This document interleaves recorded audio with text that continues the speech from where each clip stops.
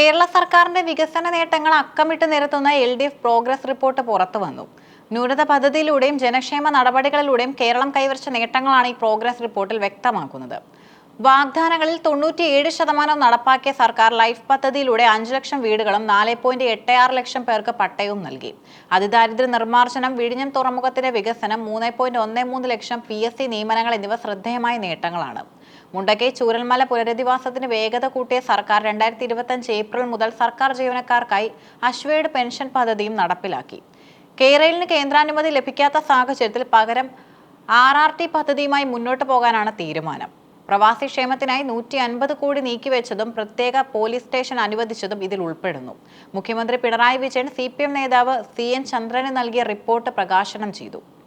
വയനാട് നല്ല മഴ പെയ്താൽ പിന്നെ ചുരംവഴിയുള്ള യാത്ര തടസ്സപ്പെടുന്ന നിലയാണ്. പല ഘട്ടത്തിൽ ആ പ്രയാസം നമ്മൾ അനുഭവിക്കുന്നത്. അതിനുള്ളൊരു പരിഹാരം എന്ന നിലക്കാണ് തുരങ്കപാതയെക്കുറിച്ച് ആലോചിച്ചത്. 2018 മഹാപ്രളയത്തിന് ശേഷം റീബിൽഡ് കേരള ഇനിഷ്യേറ്റീവിന്റെ ഭാഗമായി ഇത്തരത്തിലുള്ള വൻ പദ്ധതികൾ നടപ്പിലാക്കണം.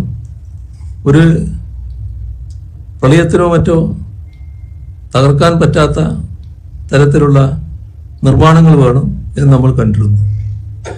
അതിൻ്റെ എല്ലാം ഭാഗമായി തന്നെയാണ് വയനാടിൻ്റെ ഗതാഗത രംഗത്ത് വലിയ മാറ്റങ്ങൾ ഉണ്ടാക്കാൻ ഉതകുന്ന ഒരു പദ്ധതി എന്ന നിലക്ക് ആനക്കാംപൊയിൽ തുരങ്കപാതയുടെ നിർമ്മാണം ഇപ്പോൾ ആരംഭിച്ചിട്ടുള്ളത്.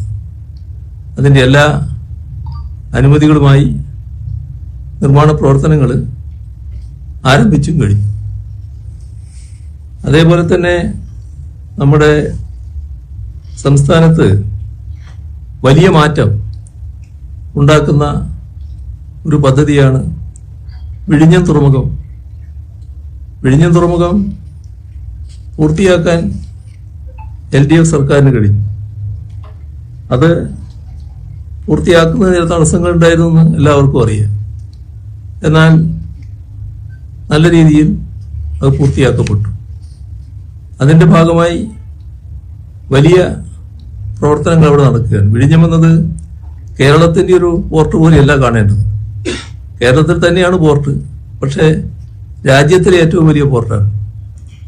ലോകത്തിലെ അപൂർവം പോർട്ടുകളിൽ ഒന്നാണ് വിഴിഞ്ഞം. അതിൻ്റെ ഭാഗമായുള്ള വികസന സാധ്യതകൾ അനന്തമാണ്. ഇപ്പം ഇവിടെ നമ്മൾ ചെയ്തൊരു കാര്യം, അവിടുത്തെ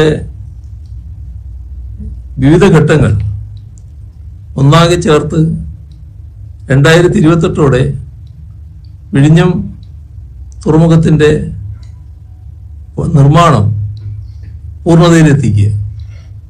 അതാണ് ഇപ്പോൾ നീങ്ങിക്കൊണ്ടിരിക്കുന്ന കാര്യം. അപ്പോൾ നേരത്തെ നിരവധി വർഷങ്ങൾക്ക് ശേഷമായിരുന്നു വിഴിഞ്ഞം പദ്ധതി പൂർത്തിയാവുക. എന്നാൽ 2028 പൂർത്തിയാക്കാനുള്ള നടപടികൾ ഇപ്പോൾ ആരംഭിച്ചു കഴിഞ്ഞിട്ടുണ്ട്. നമുക്കറിയാം, നമ്മുടെ സംസ്ഥാനം ഒട്ടേറെ ദുരന്തങ്ങൾ ഏറ്റുവാങ്ങേണ്ടി വന്ന നാടാണ്.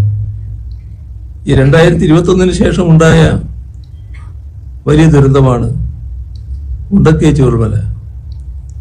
മുണ്ടക്കൈ ചൂരൽമല ദുരന്തത്തിൽ നമുക്ക് വീട് നഷ്ടപ്പെട്ട ആളുകൾക്ക് വീടുകൾ നിർമ്മിച്ച് നൽകേണ്ടതായിട്ടുണ്ടായിരുന്നു.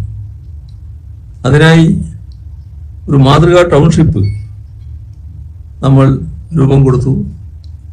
അതിൻ്റെ ഭാഗമായി 178 വീടുകൾ ഇപ്പോൾ പൂർത്തിയാക്കപ്പെട്ടിട്ടുണ്ട്. ബാക്കി വീടുകളുടെ നിർമ്മാണം അതിവേഗതയിൽ നടക്കുകയാണ്. ഇവിടെ നമ്മുടെ സംസ്ഥാനത്തിൻ്റെ ഒരു പ്രയാസം നാം കാണേണ്ടത് ഇത്തരം കാര്യങ്ങളിൽ കേന്ദ്രത്തിൻ്റെ സഹായം വേണ്ടത്ര ഉണ്ടായില്ല എന്നത് തന്നെയാണ്. നമ്മുടെ ആരോഗ്യമേഖല എല്ലാ രീതിയിലും ശക്തമാണ്. കൂടുതൽ ശക്തിയിലേക്ക് അത് ഉയർന്നുകൊണ്ടിരിക്കുകയാണ്. ഇവിടെ ഇൻസ്റ്റിറ്റ്യൂട്ട് ഓഫ് അഡ്വാൻസ്ഡ് വൈറോളജി ഉൾപ്പെടെയുള്ള ആധുനിക സ്ഥാപനങ്ങൾ ഈ രംഗത്ത് സ്ഥാപിക്കാൻ നമുക്ക് കഴിഞ്ഞിട്ടുണ്ട്. നമ്മുടെ സംസ്ഥാനത്ത് മാത്രമല്ല, രാജ്യത്താകെ സർക്കാർ ജീവനക്കാർക്കുണ്ടായിരുന്ന ഒരു വിഷമം, അതിന് പരിഹാരം കാണാൻ ഇപ്പോൾ LDF സർക്കാർ തയ്യാറായി. സർക്കാർ ജീവനക്കാരുടെ സുരക്ഷിതമായ ഭാവി കണക്കിലെടുത്തുകൊണ്ട് എഷ്വേർഡ് പെൻഷൻ പദ്ധതി 2025 ഏപ്രിൽ മുതൽ നടപ്പിലാക്കിയിരിക്കുകയാണ്. ഇത് അവസാന ശമ്പളത്തിന്റെ 50% പെൻഷൻ ഉറപ്പാക്കുകയാണ്. അപ്പോൾ നല്ല രീതിയിൽ സ്വീകരിക്കപ്പെട്ട ഒരു പദ്ധതിയാണ്. നമ്മുടെ സംസ്ഥാനത്ത് നിന്ന് ധാരാളം ആളുകൾ പ്രവാസ ജീവിതം നയിക്കുന്നുണ്ട്. പ്രവാസി സഹോദരങ്ങൾ കേരളത്തിൻ്റെ പൊതുകാര്യങ്ങളിൽ തൽപരരാണ്. സജീവമായി കേരളത്തിൻ്റെ പ്രശ്നങ്ങൾ ഇടപെടുന്നവരാണ്. അത്തരത്തിലുള്ള പ്രവാസികളെ നല്ല രീതിയിൽ ബന്ധപ്പെടുക, അവരുടെ സേവനം നമുക്ക് ഉപയോഗിക്കാൻ കഴിയുക, അതിലൂടെ പുതിയ അവസരങ്ങൾ നാട്ടിലൊരുക്കാൻ പറ്റുക, ഇതൊക്കെ നല്ല നിലക്ക് നിർവഹിക്കാൻ സംസ്ഥാനത്ത് കഴിഞ്ഞിട്ടുണ്ട്. അതിൻ്റെ ഭാഗമായി തന്നെ പ്രവാസികളുടെ ക്ഷേമം ഉറപ്പാക്കുന്നതിനായി ഇത്തവണ ബജറ്റിൽ 150 കോടി അനുവദിച്ചിട്ടുമുണ്ട്.